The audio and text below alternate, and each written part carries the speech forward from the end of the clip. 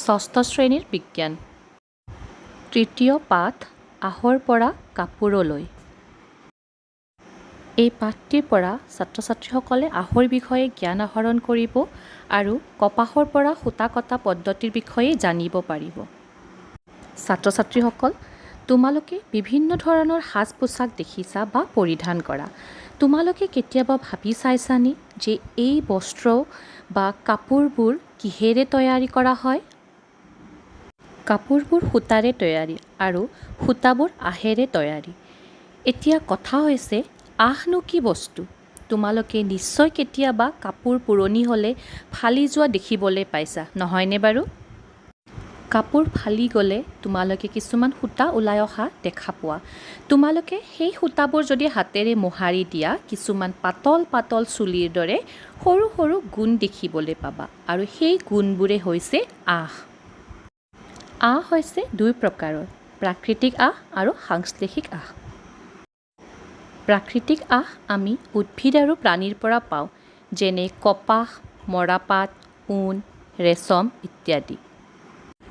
সাংশ্লেষিক আহ হৈছে কৃত্ৰিমভাৱে তৈয়াৰ কৰা আহ, যেনে পলিষ্টাৰ, নাইলন, এক্ৰাইলিক ইত্যাদি। ছাত্ৰ ছাত্ৰীসকল, আজি মই তোমালোকক প্ৰাকৃতিক আহ, কপাহ আৰু মৰাপাটৰ বিষয়ে কিছু কথা ক'বলৈ ওলাইছোঁ। কপাহ। আমি কপাহ গছৰ ফলৰ পৰা আহৰণ কৰোঁ। এয়া হৈছে কপাহৰ খেতি। কপাহৰ ফলটো পুৰঠ হোৱাৰ পিছত ফাটি যায় আৰু কপাহৰ আহেৰে আগুৰি থকা গুটিবোৰ দেখা যায়। সাধাৰণতে কপাহৰ খেতি ক'লা মাটি আৰু গৰম জলবায়ুত কৰা হয়। আমাৰ দেশত কপাহৰ খেতি কৰা ৰাজ্যসমূহ হৈছে পঞ্জাৱ, হাৰিয়ানা, গুজৰাট, মহাৰাষ্ট্ৰ, ৰাজস্থান, অন্ধ্ৰপ্ৰদেশ, ওড়িশা আৰু তোমালোকে এই মানচিত্ৰখনত দেখা ৰং কৰি থোৱা ৰাজ্যসমূহত সাধাৰণতে কপাহৰ খেতি কৰা হয়।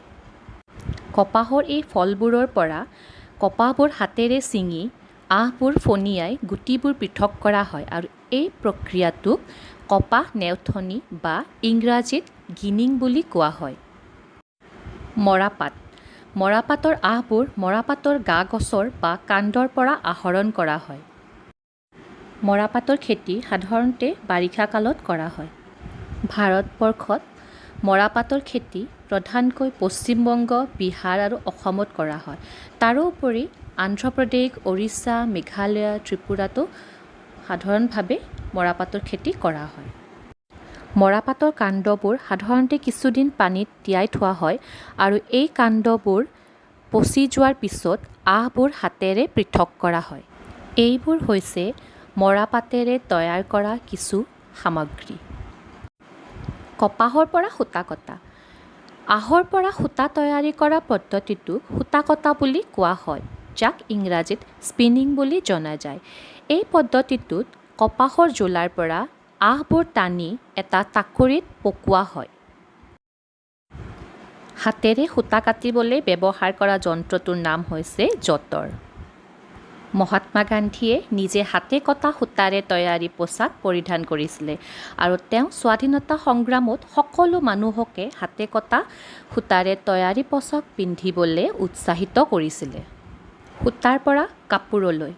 সূতাৰ পৰা কাপোৰ তৈয়াৰ কৰা দুটা মুখ্য পদ্ধতি হৈছে ১ নম্বৰ, তাঁত বোৱা বা বয়ন, যাক ইংৰাজীত উইভিং বুলি কোৱা হয়, আৰু দ্বিতীয় পদ্ধতিটো হৈছে গোঁঠা কাৰ্য, যাক নিটিং বুলি কোৱা হয়।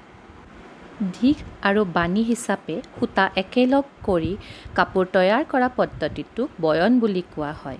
এয়া হৈছে তাঁতশালৰ চিত্ৰ। এই তাঁতশালতে শিপিনীসকলে কাপোৰ বোৱা কাৰ্য কৰে। তোমালোকে নিশ্চয় চুৱেটাৰ গোঁঠা কাৰ্য দেখা পাইছা। ইয়াত মাত্ৰ এডাল সূতা বা ঊণ ব্যৱহাৰ কৰি কাপোৰ তৈয়াৰ কৰা হয়। ছাত্ৰ ছাত্ৰীসকল, তোমালোকে জানানে, বহু প্ৰাচীন কালৰ পৰাই বস্ত্ৰ বয়ন কাৰ্য চলি আহিছে, কিন্তু সেই সময়ত মানুহে চিলাইৰ বিষয়ে জনা নাছিলে আৰু তেওঁলোকে কাপোৰবোৰ শৰীৰৰ বিভিন্ন অংশত মাত্ৰ মেৰিয়াই লৈছিলে। যেনে ধুতি বা শাৰী এতিয়াও চিলাই নকৰাকৈ পৰিধান কৰা হয়। ছাত্ৰ ছাত্ৰীসকল, আশা কৰিছোঁ তোমালোকে ভিডিঅ'টো চোৱাৰ পিছত মই দিয়া কাৰ্যকলাপসমূহ কৰিবলৈ সক্ষম হ'বা। প্ৰথম প্ৰশ্নটো হৈছে দুবিধ প্ৰাকৃতিক আহৰ নাম লিখা।